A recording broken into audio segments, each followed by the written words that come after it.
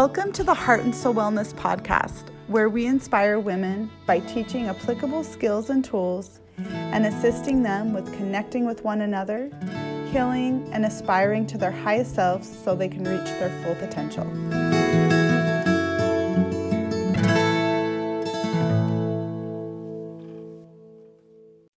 Hi, it's such an honor to be with you. I'm really looking forward to this topic because it's a message that I feel like needs to be talked about more.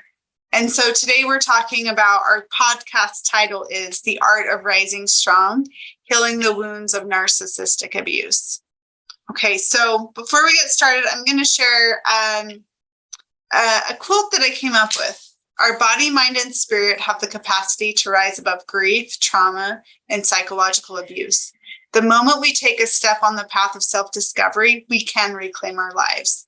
This means that by starting from a place of strength and considering what we are doing well, we will increase our self-esteem, self-worth, and our ability to understand and move through pain. So this is an invitation to recognize that although you were victimized, you are not a victim, and you do have the capacity to move forward. And that is the focus of our topic today, although I am going to be talking about the levels of violence, and I'm also going to be talking about how narcissistic behaviors can impact you. If you're in a relationship with a narcissist or you are considering getting out, we'll talk about some of the things to be mindful of as we're doing this. And so this will apply to you whether you are in a relationship, you're out of a relationship, or you're trying to understand if this is something you're affected by. Okay, so first thing I'm going to do is I'm going to talk about the levels of violence. So when I first heard these levels of violence, I was pretty surprised because it's a different perspective and one that we don't talk about very often. Okay, so the first level of violence is inconsideration. What would cause you to think about inconsideration as the first level of violence? When people are purposefully inconsiderate, they are aware of their poor behavior, yet choose to behave this way. This type of behavior is self-centered, ego-bound, and it's a means of taking power and control over another person.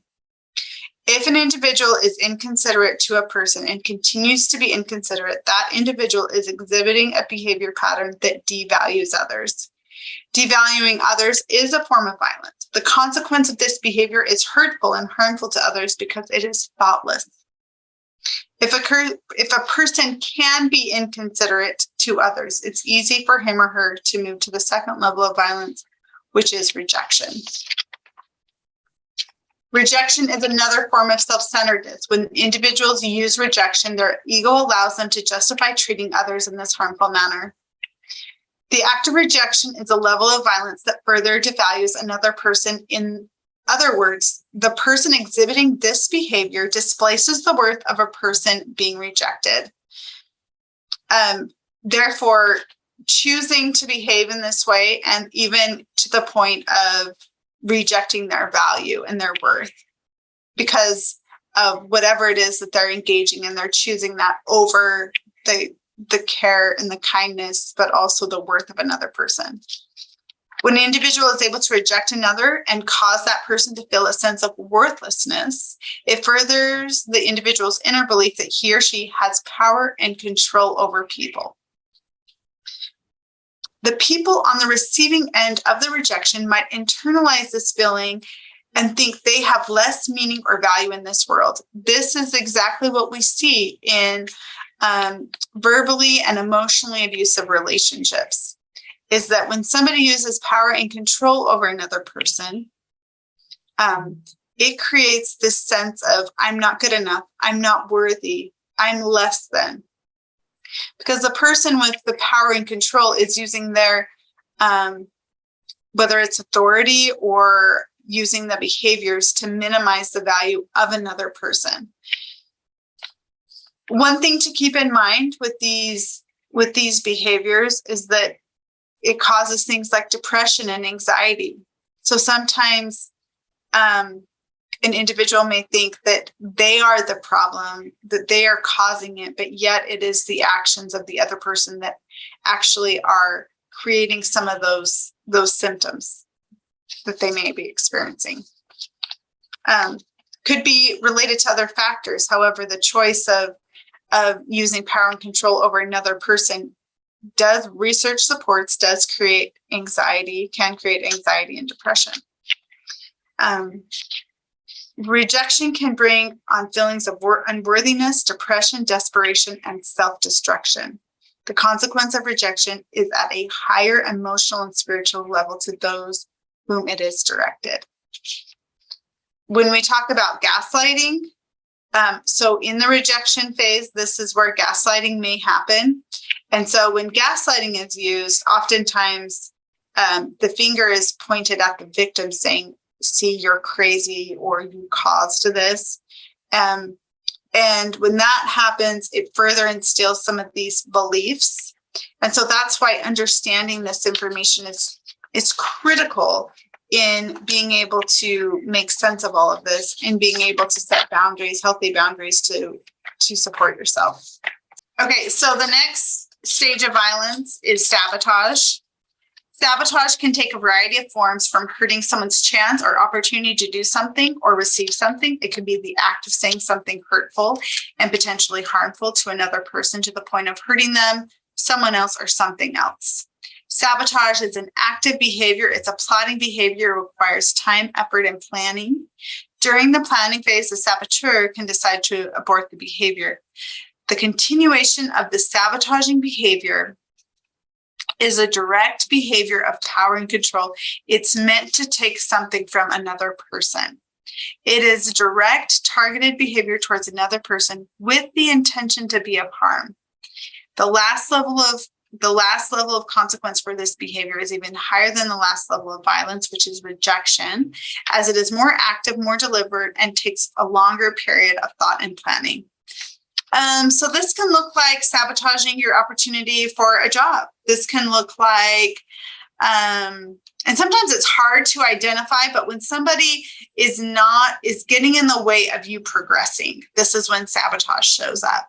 So when you think about somebody getting in the way of something that is good for you, something that is positive for you in your life, and is not just not supporting you, but actually getting in the way of your progress of that thing, that's a way to look at sabotage. And it could be all kinds of different forms as well. But it could be interfering with your relationships, a job opportunity, opportunity for personal development and growth. It could be asking you not to do things that are good for you, like go to therapy, go to a retreat that would be good for you, things like that. So the last level of violence is destruction. The last level of violence is destruction, which is often the first level at when people start thinking that violence is actually occurring. Destruction is the intention to tear a person down completely, to the point of killing his or her spirit, dreams, hope, property, and or life. To destroy a person means that the perpetrator believes that he or she has the right to completely obliterate another person. This behavior is pathological. There is a mental illness or a toxic level of some sort. So it could be narcissistic behaviors, substance abuse, that allows the perpetrator to justify his or her actions. But again, remember that this is something that is developed over time. We talked about the earlier levels of violence. And so this is a progression that starts off with inconsideration. Okay. So now what we're going to talk about is what you can do with all this information. So embracing our authenticity means giving ourselves permission to rise to our full potential. It means listening to our heart. It means giving up on the high expectations of those around us and accepting and loving ourselves at a deep level. So this may mean setting boundaries with a person in your life who is emotionally abusive. This may mean choosing to love yourself means setting boundaries with other people. Identifying the boundaries that you want to feel safe, and then thinking about relationships that will nurture those healthy boundaries that you need. We learn to trust our intuition, honor our feelings, and practice compassion. We lean into our experiences and face our pain instead of running from our pain. We accept sadness, grief, and learn that they have cultivated depth and beauty in our lives. We choose to embrace a life full of beauty, purpose, and meaning, and choose to be the survivor of our stories. So here's what we look at. Okay, so it's normal to go through the grief process, especially as you acknowledge and identify whether you've been in a relationship with someone who was emotionally abusive, or if you're currently in that relationship. And then the next step is choosing not to allow someone to continue to treat you that way. And usually when we set boundaries, you just got to think about it this way. Sometimes it gets worse before it gets better. So then making sure that you're safe, emotionally safe, have supportive people in your life. And there are support groups for women who are in emotionally abusive relationships. Those are offered at the YCC and at Safe Harbor, if you are in the Davis County area. So those are some things that you can do. And I often hear from women who are surviving emotionally abusive relationships, I wish he would have just hit me, because then I would have like the scars to show what was really happening. Remember, with emotional abuse, it gets into our sense of self and our psyche and the way we feel about ourselves, which means that if you have identified that you have been in an emotionally abusive relationship, it's very important for you to think about what are some nurturing, soothing activities, who are safe people in my life, what are ways that I can find hope in my life, and set the boundaries that I need to feel safe. So this is my first suggestion. My number one, when you recognize that you are healing from narcissistic abuse, is learning to change your self-talk. This may take time. For some people, it takes years. When you're in a partner who engages in very critical talk towards you and has affected you deeply emotionally, you need to start treating yourself differently, meaning bring in a voice of compassion, bring in a voice of kindness, bringing in a voice of love is going to help you with being able to talk to yourself differently and see yourself differently. So think about the way you would talk to a young child. Think about the way you would talk to a very close friend, someone who you love. And then think about applying this same self-talk to yourself when you make a mistake, when you do something you wish you wouldn't have done, forgiving yourself and then choosing to move forward. The other thing is, when you start to recognize that you've experienced some of these symptoms, oftentimes anger is a natural result of that. Going through the grief cycle, it's normal to feel feelings of sadness and anger. So I'm going to read something from Lundy Bancroft. I'm going to include some of his work in the show notes. He's an incredible resource.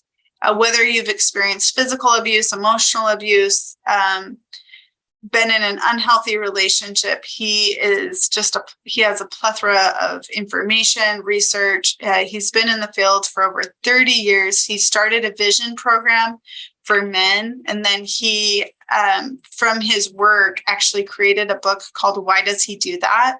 That talks about the different types of abusers and how to tell when somebody is engaging in these behaviors to you and what to do about it. Then he also has another book called A Daily Wisdom for Why Does He Do That? And it's like these wonderful little meditations that you can read and talk about connection, talk about seeing this stuff clearly, how to set boundaries, how to be connected with friends, how to work your recovery. It's a beautiful book. And then the last recommendation I'll make is a book called The Joyous Recovery, which is just about stepping into your healing. And he has a lot of beautiful insights, but he also put together the Peak Network, which is a network of other individuals. And he talks about it as healing partnerships, where you find somebody who's not a close friend or a relative that you can share some of your story with in a healthy way. And he guides you through how to do that. So he says your abusive partner doesn't have a problem with his anger. He has a problem with your anger. One of the basic human rights he takes away from you is the right to be angry with him, no matter how badly he treats you. He believes that your voice shouldn't rise, your blood shouldn't boil. The privilege of rage is reserved for him alone. When your anger does jump out of you, as it will from time to time to any abused woman, then he uses your anger against you to prove that what an irrational person you are. This is what we call gaslighting. Abuse can make you feel straitjacketed. You may develop physical and emotional reactions to swallowing your anger, such as depression, nightmares, emotional numbing, eating and sleeping problems, which your partner may use as an excuse to belittle you further or to make you feel crazy. An abuser can seem emotionally needy. You can get caught in a trap of an abuser can seem emotionally needy. You can get caught in a trap of catering to him, trying to fill the bottomless pit, but he's not so much needy as he is entitled. So no matter how much you give him, it will never be enough. He will keep on coming up with more demands because he believes his needs are your responsibility until you feel drained down to nothing. Lundy Bancroft, why does he do that inside the minds of controlling and abusive men? Okay. So the next thing I want to talk about are the 3 C's. You didn't cause it, you can't cure it, and you can't control it. It is his responsibility.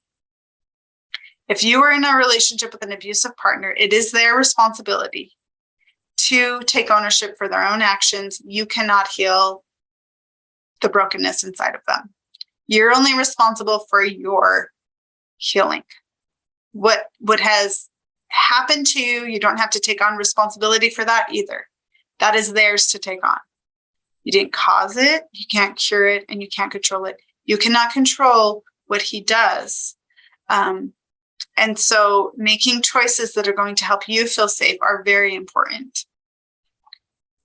If you're healing from emotional abuse caused by another individual, the abuse trauma isn't your responsibility. It can take time to release yourself from the burden of guilt, shame, and trauma, but you can rise, meaning this does not have to define you. You do not need to be labeled by this. You can move forward. You can choose to heal. Feed your body, mind, and spirit each and every day. No matter how much you want to numb out or lay in bed all day, act into feeling, act into your everyday, choose to act into your healing and your recovery. Choose your recovery and your healing each and every day. Start finding activities, people that inspire you, and get involved with people that will build you up. If you are healing from emotional abuse caused by another person, the abuse and trauma isn't your responsibility. Healing is your responsibility. So reminding yourself, feeding your body, mind, and spirit, no matter how much you don't want to. Here are some things you can do. Go to the gym, call a friend, reach out to support. Above all, realize that you are not alone. Don't wait until you feel motivated. Choose to act now with your healing and your recovery. Again, get connected with a tribe of women who can support you along this path. That is huge. A sense of community, a sense of connection is going to help you with moving forward. The last thing I want to mention is I want you to think about the strength that you've gained through your experiences. What has it instilled in you? Can you see moments of resilience and strength? Can you find a part of yourself that continues to fight to move forward? I want you to nurture that part. I want you to give that part some space. I want you to choose to give yourself compassion for how far you have come, and then choose to let that compassion grow bigger within you. There's nothing getting in the way of you and your freedom other than healing will take time. So patience, kindness, and compassion. Those are going to be the things that are going to help you to move forward. If you have any questions, please feel free to leave us a message. October is Domestic Violence Awareness Month. I think it's helpful to take a moment to honor all of the women who have experienced domestic violence, emotional abuse, or sexual assault. And just remember that we are not alone. If we can get connected as a community, there are many resources available. YCC has resources. Safe Harbor has resources. There are people who can support you on your path. Lundy Bancroft is an incredible resource. And then getting connected also with a therapist. If you are working through this, you do not want to do this alone. Heart and Soul Wellness does offer an Embracing Your Authentic Self support group for women. And we break down we talk about perfectionism, we talk about healing from trauma, we talk about ways to understand your brain and ways to be connected, ways to create a vision for yourself so you can move forward. So just remember that you are not alone. And I'm going to include a video in the show notes. This video can also be on our website that shares some of the message of what we've just talked about today. Take really good care of yourself, and I'll see you next week. Thank you for listening to the Heart and Soul Wellness podcast with your host, Sarah Carter. Make sure to like and subscribe, and if you have any thoughts about what we talked about today, leave a comment. Also, you can find us at heartandsoulwellness.org and on Facebook and Instagram. Join us again as we continue to help women heal, connect, and aspire to their true and authentic selves.